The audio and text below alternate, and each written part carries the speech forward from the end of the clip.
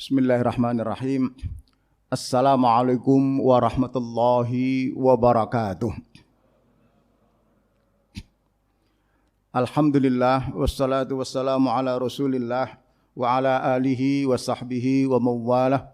Allahumma salli ala nabiyyina Muhammad wa ala alihi wa sahbihi wassallim ajma'in. Bapak Ibu jamaah subuh Masjid Al-Fajar rahimakumullah. Alhamdulillah kita diberi kekuatan oleh Allah untuk memasuki Syam Ramadan pada hari yang kedua. Kami doakan mudah-mudahan panjangan semua, barakah dan panjang umurnya. Sehat semuanya, barakah dan berlimpah rezekinya. Solih dan solihah anak cucunya. Dan semoga segera lunas hutang-hutangnya. Bapak Ibu yang kami hormati, pada pagi hari ini saya ingin menyampaikan renungan sederhana tentang bagaimana puasa itu mampu membuat kita sehat lahir dan batin. Rasulullah bersabda bahwa summu tasihhu, puasalah itu menyehatkan. Atau ada yang bilang berpuasalah agar kamu sehat. Nah, sehat tidak hanya pada aspek lahir, tetapi juga aspek batin. Aspek batin ini menjadi penting ketika puasa kita sudah 2 kali. Ini diterpa badai pandemi yang belum juga selesai. Nanti yang kedua. Tetapi yang ingin saya sampaikan bahwa yang pertama, Rasulullah, para sahabat kerap menjadikan puasa Ramadan sebagai amalan ibadah yang menyehatkan. Cara Rasulullah dan para sahabat menjaga tubuh yakni dengan menjalankan puasa secara benar. Jadi apabila seorang melakukan puasa dengan baik dan benar sebagaimana yang dicontohkan Rasulullah, maka puasa itu justru dapat menjadi penguat tubuh, kesehatan baik jasmani maupun rohani. Kenapa begitu? Rasulullah dan para sahabat itu kalau puasa ritme hidupnya teratur sekali, disiplin. Mulai makanannya, aktivitasnya, berapa makan, kapan harus berhenti, ibadahnya, mohon maaf istirahatnya itu teratur, disiplin. Rasulullah menjaga betul gaya hidupnya ketika berpuasa. Misalnya Rasulullah terbiasa makan 2-7 kurma ganjil Setelah itu Rasulullah melanjutkan aktivitas secara biasa. Nah, kalaupun makan tidak berlebihan, secukupnya. Tetapi asupan gizi yang ada dalam sepiring makanan Rasulullah selalu diperhatikan. Berbeda dengan kita biasanya kalau lagi puasa lapar mata, semua dibeli. Padahal yang dimakan juga semua berapa. Sehingga kemudian bukannya kekenyangan, akhirnya trawehnya ngantuk kelelahan. Kira begitu. Nah, apa hal-hal fisik yang perlu diperhatikan dalam puasa sebelum aspek batiniahnya yang ingin saya sampaikan? Yang pertama adalah agar kita sehat, tetap kuat, tidak lemes, dan kemudian tahan. Kalaupun harus menghadapi virus yang sekarang berkeliaran di mana-mana, maka sabda Rasulullah dari Anas radhiyallahu anhu bersabda, makan sahurlah. Karena pada makan sahur itu terdapat barakah. Dalam Sahih Muslim, meskipun hanya dengan seteguk air. Karena di dalam makan sahur tadi terdapat keberkahan. Jadi makan sahur itu sangat penting bagi kesehatan tubuh. Sekali lagi, meskipun hanya dengan seteguk air putih. So jangan kemudian mentang-mentang gak biasa, aku sekuat kok gak bisa gak makan sahur, gak apa-apa. Kuat puasa Ramadan ini bukan kuat-kuatan lapar. Bukan lomba kuat-kuatan luwe, enggak. Tetapi ini training ketaatan, kepatuhan, kedisiplinan dengan mengikuti cara Rasulullah Sallallahu Alaihi Wasallam berpuasa. Jika kemudian terbiasa nggak sempat makan atau bangun dini hari, maka makan malam dapat menjadi pengganti agar perut tidak terlalu kosong. Niatkan itu untuk sahur. Perut kosong menyebabkan puasa kita tidak menjadi tanpa daya, lemas dan kemudian tidak bertenaga. Akhirnya antibodi juga tidak cukup terjaga. Yang kedua, sepanjang hari lakukan aktivitas. Meskipun pandemi ini memaksa kita untuk gerak terbatas, tetapi tidak kemungkinan kita boleh leha-leha tidur terus-terusan tanpa aktivitas. Kenapa? Aktivitas itu sangat bermanfaat bagi kita yang berpuasa agar, sekali lagi, dengan aktivitas puasa kita akan mengkondisikan terutama yang punya lambung, ya.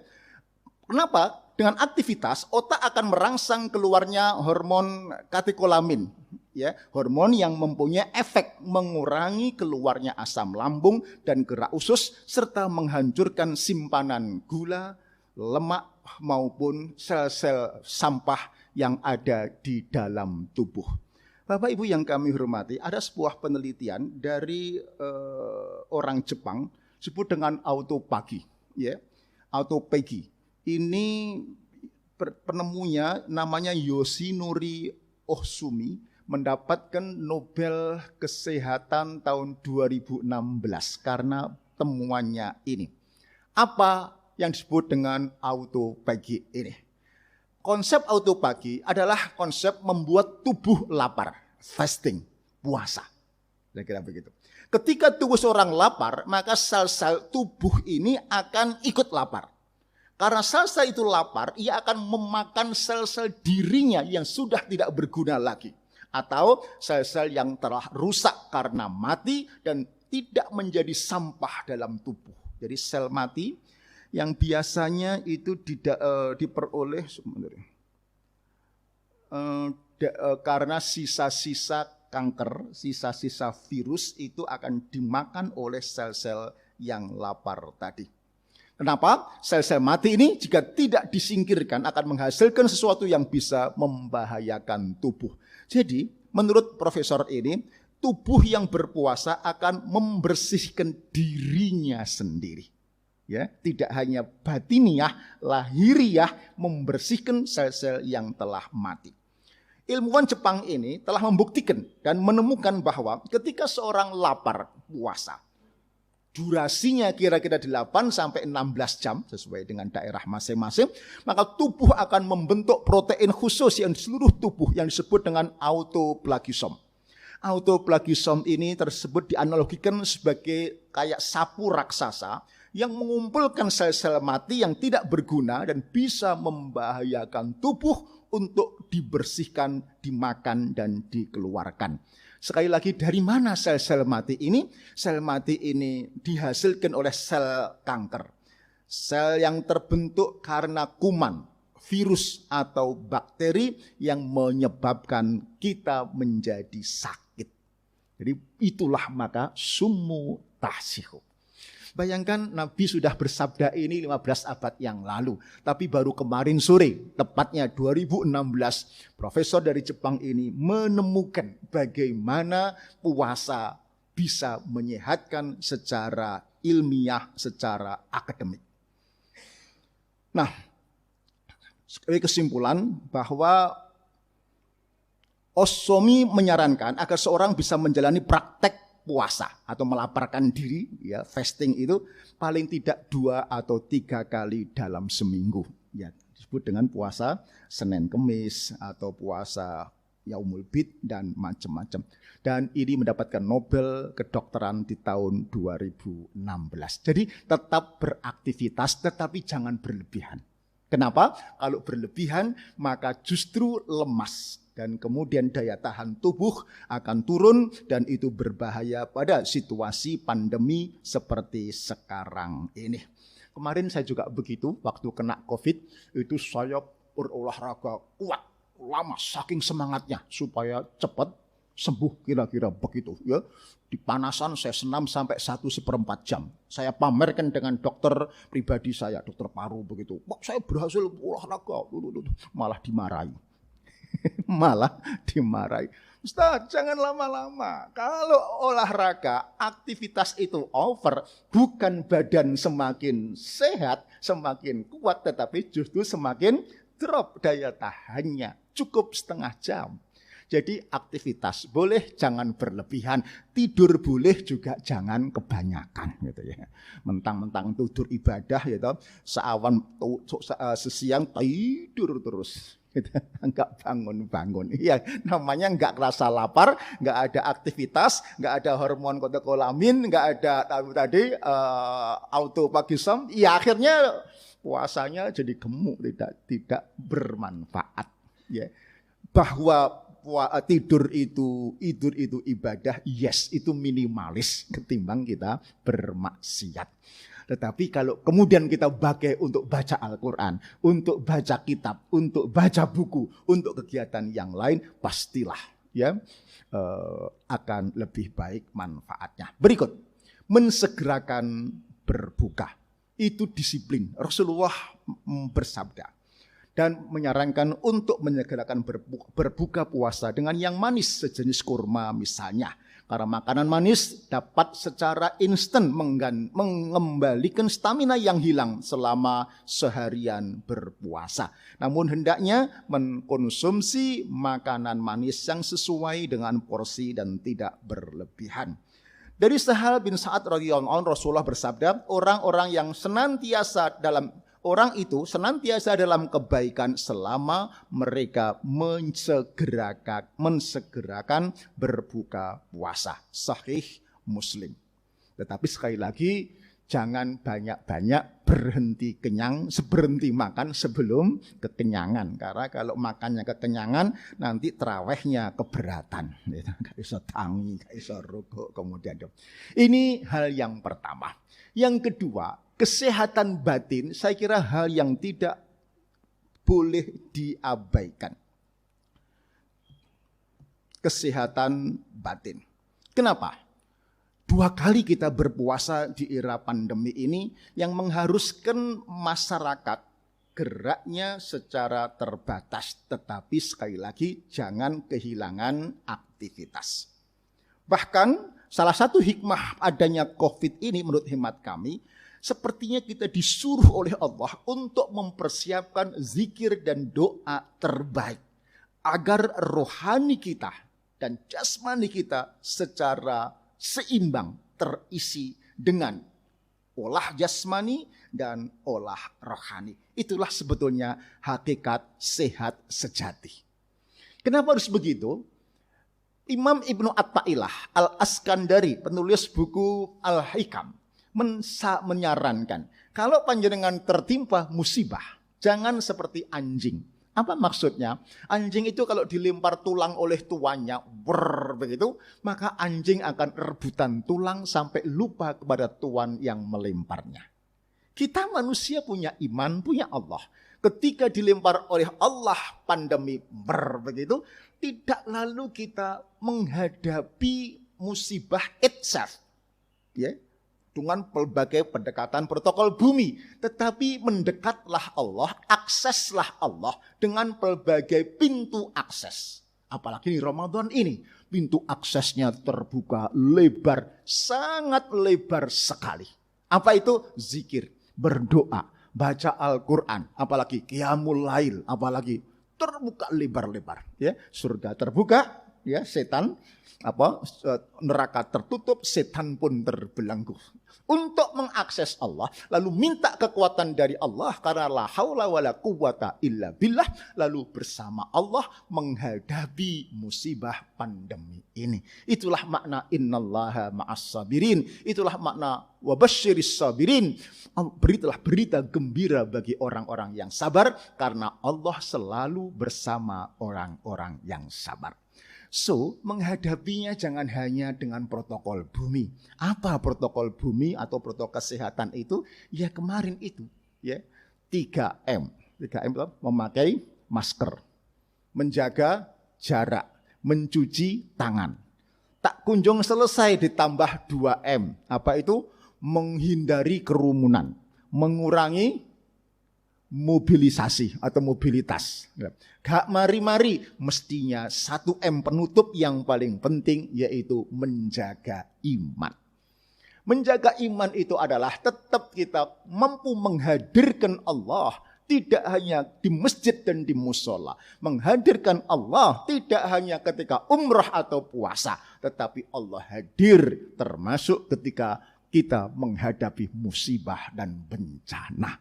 Kemampuan menghadirkan Allah itu disebut dengan spiritualitas. Kenapa begitu? Be with Allah. Allah will protect you. Selalu bersama Allah, Allah akan melindungi panjenengan semuanya. Bapak Ibu yang kami hormati, kalau kita tidak melibatkan Allah di dalam menghadapi pandemi ini, atau bahkan kita cenderung menyalahkan Allah, ya. Mana sih Allah itu masuk pandemi gak mari-mari kayak begitu, ya. Akibatnya kita mengeluh, sampai kapan pandemi ini? Ya? Atau misuh-misuh, aduh ini dodol gak payu, ya. Wis pensiun dini, PHK, ya, dodolan masjid gak payu-payu, sing tuku gak teko-teko, sing teko gak tuku-tuku, ndelok to, begitu ya. Maka orang-orang yang mengeluh dalam Allah ini, ya, menghadapi cobaan Allah ini, kualitas imannya yang memprihatinkan. Orang ini hafal rukun iman tetapi gagal memahami rukun iman yang nomor 6, yaitu iman kepada qada dan qadar dari Allah Subhanahu wa taala. Sikap orang yang beriman, yang iman yang yakin adalah sumeleh, ridho. Maka tak heran kalau sebuah hadis kursi menegaskan, malam yarda ala qada'i walam yaskur ala nikmati walam yasbir ala bala'i falyattakhid ilahan siwa'i. Barang siapa yang tidak ridho, tidak sumeleh atas ketetapan Allah, batinnya bergolak, ya, kemudian tidak bersyukur atas nikmat Allah, enggak sabar atas cobaan dari Allah, silahkan mencari Tuhan selain aku, kata Allah. Silahkan mencari Tuhan selain Allah. Arab nang dia wae peno kalau diusir oleh Allah semacam ini. Sekali lagi, banyak penderita, mohon maaf, COVID itu ternyata parah bukan karena COVID-nya, tetapi karena jiwanya yang tidak sumeleh, yang tidak pasrah. Saya penyintas Januari yang lalu. Ya, selesai dimuat tulisannya Pak Dahlan, saya berhasil isolasi mandiri dengan tenang, dengan damai selama 13 hari. Setelah itu pekerjaan saya tambah jadi konsultan bagi penderita COVID yang isolasi mandiri. Enggak bapak, enggak ibu konsultasi ke saya. Ada ibu-ibu rata-rata, saya bilang banyak konsultasi itu mereka drop bukan karena virusnya, tetapi karena jiwa. Ya, rohaninya tidak sumeleh, tidak ridho. Ada yang nggak bisa tidur, nunggu PCR itu nggak bisa tidur 1 jam, 1 jam bangun. Padahal bapak-bapak ini sudah direktur utama sebuah media, klepek begitu. Ya, hasil PCR sudah di email jam 9 malam, nggak berani buka. Nah, kenapa? Nanti kalau positif malah nggak bisa turu meneh. Ada ibu-ibu mak-mak teman senam itu jam 2 dini hari telepon saya. Bayangkan, kalau gak mak-mak stres gak mungkin berani jam 2 telepon saya. Kenapa? Pagi subuh saya bel, betul dia gak bisa tidur. Klepek. Karena apa? Gejalanya seperti COVID, gak berani periksa. Nah, kenapa gak berani periksa? Periksa aja gak apa-apa. Nanti kalau sudah positif PCR, orang sak kampung tahu semua. Loh kok bisa? Dari rumah sakit ngabari puskesmas langsung ngabari RT. Sak batalion krungu kabeh. Takut dia. Itu kelebak-kelebak gak bisa tidur lagi. Ada yang contoh ketiga, telepon ke saya, masih muda, ibu-ibu masih muda, ya baru 35, 40, sergap senam, tiba-tiba kena juga. Terus tak suruh data, cek saturasi oksigen, bagus Pak, cek ini, ternyata tensinya naik. Yang kedua, heartbeat-nya, jantung nadinya itu juga tinggi 95, normal kan 70, 80. Tak tanya, Mbak habis senam ya? Enggak itu. Habis tidur, kok 95 ya? Saya tanya lagi, sampean cemas ya? Diam, iya Pak, cemas, tidak ridho, ya, panik, itu semua naik. Mbak, nasihat pertama saya kepada mereka yang telepon itu satu dulu, Mbak, batinnya monggo sumeleh. Ridho, ya Allah, saya ridho bahwa COVID ini harus menimpa saya. Saya ridho ya Allah, saya ridho. Sudah, itu dulu. Jangan nyalahkan siapa-siapa. Salah saya. Udah. Ridho. Baru kemudian tahap kedua, ya Allah, tapi kan COVID ini makhlukmu juga ya Allah. Tundukkanlah dia ya Allah. Berikan kami kekuatan doa, kekuatan darimu untuk melawan COVID ini.